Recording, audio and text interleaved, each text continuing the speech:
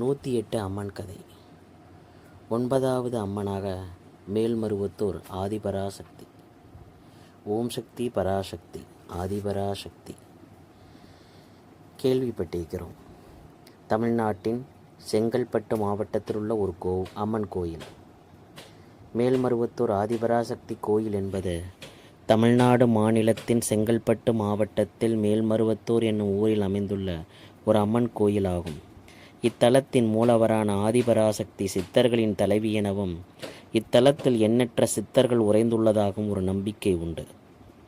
இக்கோயிலை ஆதிபராசக்தி சித்தர் பீடம் என அழைக்கின்றனர். தமிழ்நாடு மாநிலத்தில் செங்கல்பட்டு மாவட்டத்தில் மேல்மருவத்தூரில் மூலவராக ஆதிபராசக்தி காணப்படுகிறாள். சிறப்பு திருவிழாக்கள் நவராத்திரி, ஆடிப்பூரம், தைப்பூசம். மூலவர் இத்தலத்தின் மூலவர் ஆதிபராசக்தி ஆகும். ஆதிபராசக்தி இரு கரம் கொண்டும் தாமரை பீடத்தில் அமர்ந்தவாறும் காட்சியளிக்கிறார். இந்த மூலவர் சிலையை கணபதி ஸ்தாபத்தில் வடித்துள்ளார். மேலும் இச்சிலைக்கு கீழ்ப்பகுதியில் சுயம்பு காணப்படுகிறது. பெண்களுக்கு சிறப்பு. இக்கோயிலில் மூலவர் இருக்கும் கருவறைக்கு பெண்கள் செல்லவும் வழிபடவும் உரிமை வழங்கப்பட்டுள்ளது. பெண்கள் தங்களின் மாதவிடாய் காலங்களில் கூட இங்குள்ள கருவறைக்கு சென்று வழிபடுகின்றனர். தல வரலாறு. இக்கோயிலுக்கென ஆதிபராசக்தி சித்தர்பீட அமைப்புகள் பரவலாக உருவாக்கப்பட்டுள்ளன. இந்த அமைப்புகள் மூலம் இக்கோயிலின் வழிமுறைகளும் வழிபாட்டு முறைகளும் பயிற்றுவிக்கப்படுகின்றன. இந்த அமைப்பினை சார்ந்தோர் சக்தி மாலை அணிந்து விரதமிருந்து செந்நீர் ஆடையை உடுத்தி ஆதிபராசக்தியை வழிபடுகின்றனர். இந்த அமைப்பினை கொண்டு குழு வழிபாடும் பல்வேறு பகுதிகளில் நடத்தப்படுகின்றன. தல வரலாறு.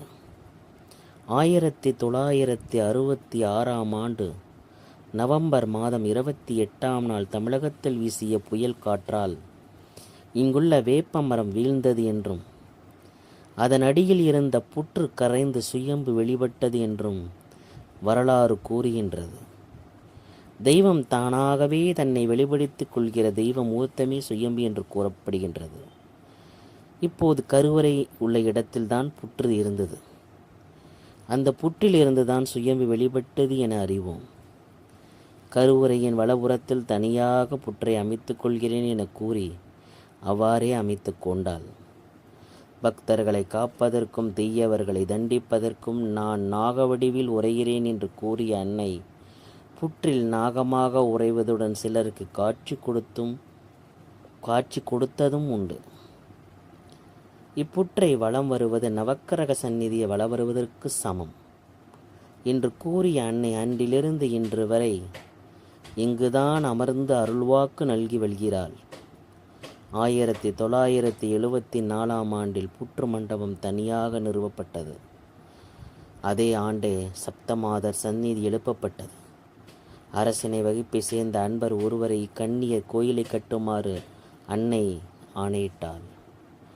இதன் மூலம் சாதி சமயங்களை கடந்த சித்தர் பீடம் இது என்பதற்கும் ஆகம விதிகளுக்கெல்லாம் அப்பாற்பட்ட கோயில் இது என்பதற்கும் இதுவும் ஒரு சிறந்த எடுத்துக்காட்டு. அன்னை ஆதிபராசக்தியின் பரிவார தேவதைகளான பிராமி, மகேஸ்வரி, கௌமாரி, வைஷ்ணவி, வாராகி, இந்திராணி, சாமுண்டி ஆகியவே சப்த கன்னிகளாவார். இக்கோயில்களுக்கு மேற்கூரை அமைப்பது இல்லை. அன்னையின் அருள்வாக்கு ஆணைப்படி 1974ஆம் ஆண்டு சித்தர் பீடத்தின் முகப்பில் ஓம் சக்தி மேடை நிறுவப்பட்டது. அன்னையின் சோளமும் அதில் ஓம் சக்தி என்னும் மூல மந்திரமும் தனி மேடையில் நிறுவப்பட்டுள்ளதால் இதனை ஓம் சக்தி மேடை எனப்படும். இதனை மும்முறை வளவந்த பிறகே ஆலயத்துக்குள் செல்ல வேண்டும் என்பது அன்னையின் கட்டளையாகும். இங்கே நவக்கிரகங்களுக்கு தனியாக சன்னதி இல்லை. நவக்கிரகங்கள் அனைத்தையும் ஆட்டிப்படைக்கும் பரம்பொருளாக இருப்பவள் அன்னை ஆதிபராசக்தி. ஆதலால் இங்கு நவக்கிரகங்களுக்கென தனியாக சன்னதி இல்லை.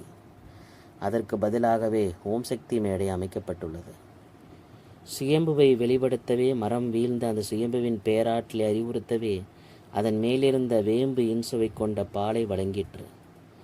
அந்த வேப்ப மரத்தின் சிறப்புக்கு சுயம்பு காரணமாயிற்று. சுயம்புவின் பெருமையை தெரிந்து கொள்ள மரம் காரணமாயிற்று. அருள் திரு அடிகளாரின் தந்தையார் திரு கோபால நாயகர் வேப்பமரம் வீழ்ந்த இடத்தை சுத்தம் செய்து கீற்று கொட்டகை அமைத்து விளக்கேற்றி பூஜை செய்து வந்தார். அதன் பிறகு 4 பக்கங்களும் கச்சுவர் அமைத்து மேலே கீற்று கொட்டகை அமைத்து வழிபட்டு வந்தார். கருவறை கட்டும் பணி 1977 ஆரம்பமாயிற்று. அன்று சித்தர் பீடத்தில் கருவறைக்கான கால்கோள் விழா எடுக்கப்பட்டது. பக்தர்கள் அருள்வாக்கு கேட்பதற்கு குவிய தொடங்கினர். அதன் காணிக்கையை கொண்டே கட்டடப் பணிகள் தொடர்ந்தன. இந்த சித்தர் பீடத்தின் கருவறை விமானத்தின் பெயர் சர்வகாமியம் எனப்படும். இந்த 2 நிலைகளை கொண்டது. 4 மகா நாசிகளும் 8 அல்ப நாசிகளும் 8 சிம்மங்களும் அஷ்டலட்சுமிகளும் கொண்ட மேல்முகப்புடையது. அர்த்த மண்டபத்துடன் கர்ணக்கூடம், பஞ்சரம், முகராலை முதலிய அங்கங்கள் கொண்டது. கருவறை சுற்றி பிராமி, மகேஸ்வரி, வைஷ்ணவி ஆகிய 3 கருணை பெருக்குடன் புன்முருள் மூத்தவாறு அமர்ந்துள்ளனர். அர்த்த மண்டபத்தில் துர்க்கையும் விநாயகரும் வீற்றுள்ளனர். சித்தர் பீடத்தை சுற்றி 21 சித்தர்கள் உருவமற்ற சிலை வடிவில் வீட்டிருக்கின்றன. இவர்களுக்கும் இங்கு பூஜை செய்யப்படுகிறது. கருவறை முன்முகப்பின் மேலே அன்னை ஆதிபராசக்தி வீட்டிற்க அவர்களுக்கு இருபுறமும் கலைமகளும் திருமகளும் சேவை செய்யும் திருக்கோலம் தாங்கி உள்ளனர். கருவறையின் இடப்புறத்தே வேப்பமரம் தலவிருட்சமாக அமைந்துள்ளது. புற்று மண்டபத்தின் பின்புறம் நாகபீடம் அமைந்துள்ளது. கிரகதோஷம் உள்ளவர்கள் இங்கு எலுமிச்சப்பழ விளக்கேற்றி வழிபடுவார்கள். அருள் வாக்கில் அம்மாவிடம் பாம்பர மக்களும் எளிய நிலையில் உள்ளவர்களும் நெஞ்சில் நிறுத்தி வழிபடுவதற்கு இலகுவாக உருவ அமைப்பில் சிலை அமைத்து தாருங்கள் என கேட்டதற்கிணங்க அன்னி சிலையாக அமர்ந்துள்ளார். அந்த சிலை எப்படி அமைய வேண்டும் என்றும் அவளே வெளியிட்டாள். 36 அங்குல உயரத்தில் அன்னையின் உருவம் வடிவமைக்கப்பட்டது. அன்னை தாமர பீடத்தில் இருக்கிறாள். வலது காலை மடக்கியும் இடது காலை ஊன்றியும் அமர்ந்துள்ளாள். அவள் இடக்காலை ஊன்றியிருப்பது அனைத்திலும் முதன்மை தத்துவம் பெற்றவள். ஆதிபராசக்தி என்பதனை காட்டும். அன்னை தனது வலகரத்தில் தாமரை மொட்டு ஒன்றை ஏந்தி உள்ளாள். இடக்கரத்தை சின்முத்திரை காட்டும் நிலையில் வைத்துள்ளாள். அன்னையின் திருமுடி மேல் நோக்கி கட்டப்பெற்றுள்ளது.